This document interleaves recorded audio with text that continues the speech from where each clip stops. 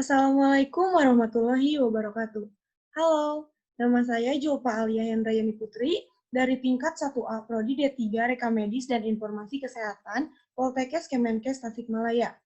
Di sini saya akan mempresentasikan materi tentang konsep penyebab penyakit yang bertujuan untuk memenuhi salah satu tugas mata kuliah Ilmu Kesehatan Masyarakat. Nah, sebelum membahas mengenai konsep penyebab penyakit, mari kita mengenal lebih dahulu apa yang disebut dengan penyakit. Penyakit merupakan suatu kegagalan dari mekanisme adaptasi suatu organisme untuk bereaksi secara tepat terhadap rangsangan atau tekanan sehingga timbul pada gangguan pada sistem atau fungsi dari tubuh. Selanjutnya, pengertian penyebab penyakit. Penyebab penyakit adalah sebuah peristiwa, kondisi, kombinasi dari faktor-faktor yang memegang peranan penting dalam penyebabnya penyakit. Nah, selanjutnya, ada konsep dasar penyakit. Yang pertama, segitiga epidemiologi. Konsep penyebab dan proses terjadinya penyakit dalam epidemiologi berkembang dari rantai sebab akibat ke suatu proses kejadian penyakit, yakni proses interaksi antar manusia atau host dengan berbagai sifatnya, yaitu biologis, fisiologis, psikologis, sosiologis, dan antropologis, dengan penyebab atau agen, serta dengan lingkungan atau environment. Segitiga epidemiologi merupakan konsep dasar epidemiologi yang memberi gambaran tentang hubungan antara tiga faktor yang berperan dalam kejadian penyakit dan masalah kesehatan lainnya. Komponen segitiga epidemiologi diantaranya yang pertama, host atau manusia. Host atau manusia adalah semua faktor yang terdapat pada manusia yang dapat memengaruhinya suatu perjalanan penyakit. Host erat dengan manusia sebagai makhluk biologis dan manusia sebagai makhluk sosial, sehingga manusia dalam hidupnya mempunyai dua keadaan dalam timbulnya penyakit, yaitu manusia kemungkinan terpajan dan kemungkinan rentan atau resisten. Nah, yang kedua, agen atau penyebab. Agen atau penyebab adalah suatu substansi tertentu yang keberadaannya atau ketidakberadaannya mengikuti kontak efektif pada manusia yang dapat menimbulkan penyakit atau mempengaruhi perjalanan suatu penyakit. Macamnya berupa golongan biotis atau unsur hidup dan golongan abiotis unsur mati. Nah, yang selanjutnya environment atau lingkungan. Environment atau lingkungan adalah agregat dari seluruh kondisi dan pengaruh luar yang mempengaruhi kehidupan dan perkembangan suatu organisme. Klasifikasi lingkungan diantaranya yang pertama lingkungan fisik, lingkungan biologi, dan lingkungan sosial atau ekonomi. Selanjutnya, roda atau the wheel. Komponen roda yaitu lingkungan sosial, fisik, biologi, dan inti genetik. Peranan lingkungan sosial lebih besar dari yang lainnya pada stres mental. Peranan lingkungan fisik lebih besar dari yang lainnya pada sunggum. Peranan lingkungan biologis lebih besar dari yang lainnya pada penyakit malaria. Dan yang terakhir, peranan inti genetik lebih besar dari yang lainnya pada penyakit keturunan. Nah, yang selanjutnya, yang ketiga, jaring-jaring sebab akibat atau the web of causation. Contohnya kemiskinan. Karena faktor kemiskinan ini, masyarakat akan cenderung berpengetahuan rendah, produksi bahan makanan rendah, dan daya beli makanan pun rendah, sehingga konsumsi makanan tidak memadai dan mengakibatkan penyakit kurang gizi. Kemudian, karena fasilitas kesehatan kurang, maka kesehatan masyarakat kurang hingga mengakibatkan daya tahan tubuh dan penyerapan zat gizi terganggu. Nah, selanjutnya, rantai proses penularan penyakit. Dalam kedokteran, kesehatan masyarakat, dan biologi, penularan atau transmisi adalah perpindahan patogen yang menyebabkan penyakit menular dari individu atau kelompok inang yang terinfeksi ke individu atau kelompok tertentu lainnya. Perpindahan ini memungkinkan suatu penyakit terbesar secara luas. Nah, ini diagram. Diagram ini terdiri atas beberapa mata rantai, agen pada reservoir, portal atau tempat keluarnya agen, cara atau rute penularan, portal masuknya agen, dan inang rentan. Portal keluarnya agen dari inang terinfeksi diantaranya saluran pernapasan, misalnya virus influenza dan Mycobacterium tuberculosis. Saluran perkencingan, misalnya skistosoma, melalui tinja, perkencingan misalnya Vibrio cholerae dan sekresi konjungtiva. Perpindahan patogen terjadi melalui berbagai rute secara garis besar. Rute penularan diklasifikasikan menjadi penularan vertikal dan penularan horizontal. Nah, serta penularan langsung tidak langsung. Penularan serta penularan langsung dan tidak langsung. Penularan vertikal merupakan perpindahan agen dari ibu atau induk kepada janin yang dikandungnya. Sedangkan penularan horizontal terjadi di antara komponen lingkungan, baik organisme hidup maupun benda mati yang tidak memiliki hubungan orang tua anak. Penularan langsung terjadi ketika keduanya bertemu dan mengalami kontak di suatu tempat, sedangkan penularan tidak langsung terjadi akibat perpindahan agen melalui perantaran benda atau organisme lainnya. Sehingga sumber infeksi sehingga sumber infeksi dan inang pekat tidak harus berada di tempat yang sama. Nah, penularan langsung dapat terjadi melalui dua cara, yakni kontak fisik terjadi individu terinfeksi bersentuhan dengan individu lainnya yang peka, agen infeksi dapat berpindah. Rute ini meliputi sentuhan pada kulit, luka terbuka, maupun hubungan seksual. Contohnya penyakit yang ditularkan di antara HIV/AIDS, sifilis, kencing nanah, dan hepatitis B. Nah, yang kedua, percikan pernapasan. Agen infeksi dapat ikut tersebar melalui percikan pernapasan yang dihasilkan saat individu terinfeksi batuk, bersin, atau sekadar berbicara. Penularan biasanya terjadi ketika individu peka berada di tempat yang sama dengan individu terinfeksi. Penyakit yang ditularkan melalui rute ini misalnya sindrom pernapasan akut berat atau SARS dan penyakit coronavirus 2019.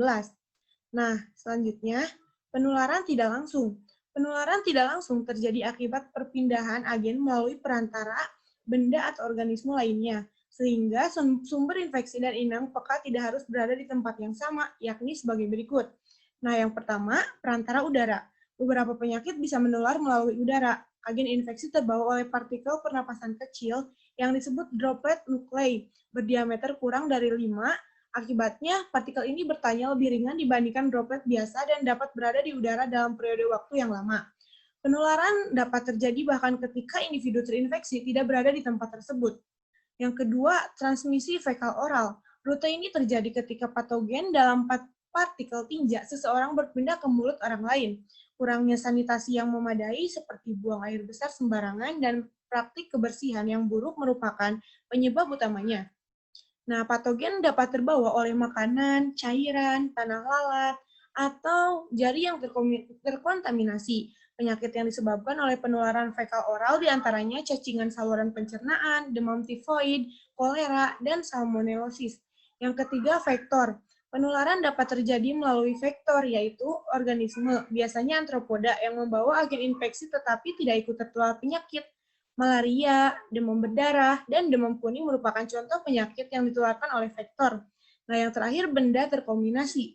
Agen infeksi dapat menempel pada benda mati, misalnya pakaian, gagang pintu, tombol lift, hingga telepon genggam. Benda-benda yang sering disentuh oleh tangan dan jaring dibersihkan berpotensi terkontaminasi bakteri, virus, dan agen infeksi lainnya dan menjadi sumber penularan penyakit secara tidak langsung.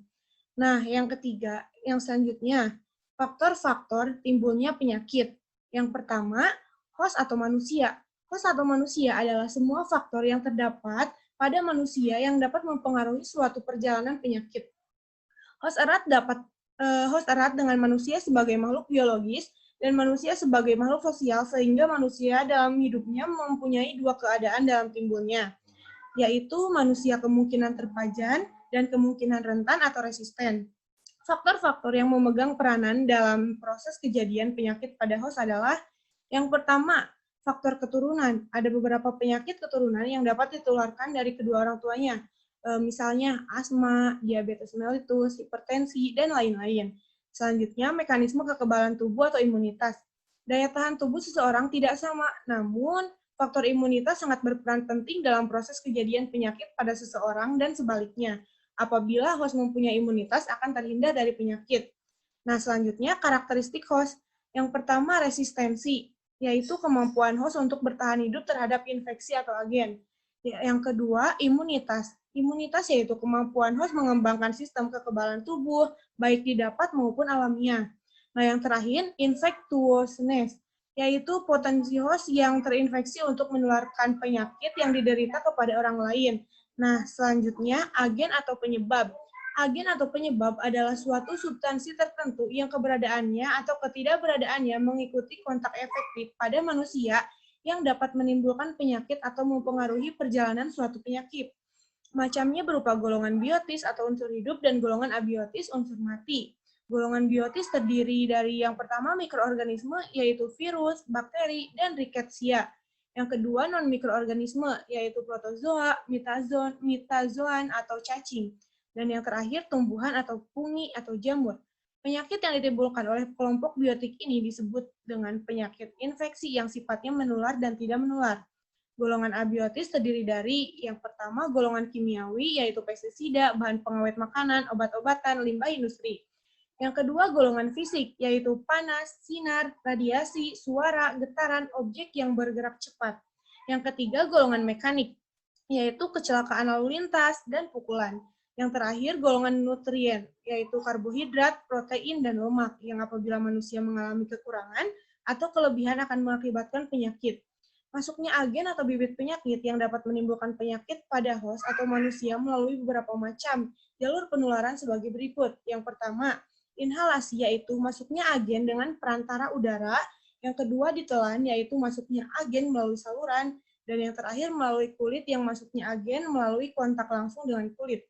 Karakteristik agen, yang pertama infektivitas, yaitu kesanggupan agen untuk beradaptasi sendiri terhadap lingkungan host untuk mampu tinggal, hidup, dan berkembang biak dalam jaringan host. Yang kedua, patogenesitas, yaitu kesanggupan agen untuk menimbulkan reaksi patologis atau penyakit pada host setelah infeksi. Selanjutnya, virulensi, yaitu kesanggupan agen untuk menghasilkan reaksi patologis berat yang menyebabkan kematian. Lalu toksisitas, yaitu kesanggupan agen untuk memproduksi toksin yang termasuk merusak jaringan host. Selanjutnya invasivitas, yaitu kesanggupan agen untuk penetrasi dan menyebar ke dalam jaringan host. Dan yang terakhir, antigenisitas, yaitu kesanggupan agen merangsang reaksi imunologis host atau membentuk antibodi. Nah, selanjutnya environment atau lingkungan. Environment atau lingkungan adalah agregat dari seluruh kondisi dan pengaruh luar yang mempengaruhi kehidupan dan perkembangan suatu organisme. Lingkungan terbagi dalam 3 macam, yaitu lingkungan fisik adalah lingkungan yang berada di sekitar manusia, yang meliputi kondisi udara, musim cuaca, kondisi geografi, dan geologinya yang dapat mempengaruhi kerentanan host. Ketinggian tertentu akan mempengaruhi jantung, kelembaban akan mempengaruhi selaput lendir, keadaan geografi akan menentukan jenis vektor atau reservoir dari suatu penyakit. Sedangkan keadaan geologi akan mempengaruhi ketersediaan air. Nah, selanjutnya lingkungan biologi. Masih merupakan lingkungan yang berada di sekitar manusia, namun jenisnya berasal dari golongan biotis, yaitu hewan, tumbuhan, dan mikroorganisme. Tempat hidup yang paling sesuai dengan reservoir atau tempat agen tersebut hidup di dalam tubuh manusia dan binatang. Selanjutnya yang terakhir, lingkungan non-fisik adalah lingkungan sebagai akibat dari interaksi manusia yang meliputi sosial budaya, norma, adat istiadat. Sebagai contoh, lingkungan sosial ekonomi yang mempengaruhi status kesehatan fisik dan mental baik individu maupun kelompok, meliputi kepadatan, kehidupan sosial, fasilitas olahraga, rekreasi, stratifikasi sosial, tingkat kejahatan, sistem asuransi, bencana alam, perang, dan lain-lain. Nah, selanjutnya, karakter environment, diantaranya yang pertama topografi, yaitu situasi lokal tertentu, baik alamiah maupun buatan manusia yang mempengaruhi terjadinya dan penyebaran penyakit tertentu, yaitu danau, sungai, hutan, maupun sawah. Yang terakhir, geografis, keadaan yang berhubungan dengan permukaan bumi, yaitu struktur geologi, iklim, penduduk, flora, maupun fauna, yang mempengaruhi terjadinya dan penyebaran penyakit tertentu, yaitu tanah pasir atau tanah liat. Nah, selanjutnya, ada riwayat alamiah penyakit. Riwayat alamiah penyakit adalah deskripsi tentang perjalanan waktu dan perkembangan penyakit pada individu, dimulai sejak terjadinya paparan dengan agen kausal hingga terjadinya akibat penyakit seperti kesembuhan atau kematian, tanpa terinterupsi oleh suatu intervensi preventif maupun terapeutik. Riwayat alamiah penyakit merupakan salah satu elemen utama epidemiologi deskriptif. Pengetahuan tentang riwayat alamiah penyakit sama pentingnya dengan kausa penyakit untuk upaya pencegahan dan pengendalian penyakit. Dengan mengetahui perilaku dan karakteristik masing-masing penyakit, maka bisa dikembangkan intervensi yang tepat untuk mengidentifikasi maupun mengatasi problem penyakit tersebut. Nah, ini gambar menyajikan kerangka umum riwayat alamiah penyakit. Perjalanan penyakit dimulai dengan terpaparnya individu sebagai penjamu yang rentan oleh agen kausal. Paparan atau exposure adalah kontak atau kedekatan atau proximity dengan sumber agen penyakit. Konsep paparan berlaku untuk penyakit infeksi maupun non-infeksi. Contohnya, paparan virus hepatitis B dapat menginduksi terjadinya hepatitis B, paparan stres terus-menerus dapat menginduksi terjadinya neurosis, paparan radiasi menginduksi terjadinya mutasi DNA, dan menyebabkan kanker, dan sebagainya. Arti induksi itu sendiri merupakan aksi yang mempengaruhi terjadinya tahap awal suatu hasil. Dalam hal ini mempengaruhi awal terjadinya proses patologis. Nah, sekian dari saya. Mohon maaf apabila banyak kekurangan ataupun kesalahan kata. Wabillahi taufiq wal hidayah. Wassalamualaikum warahmatullahi wabarakatuh.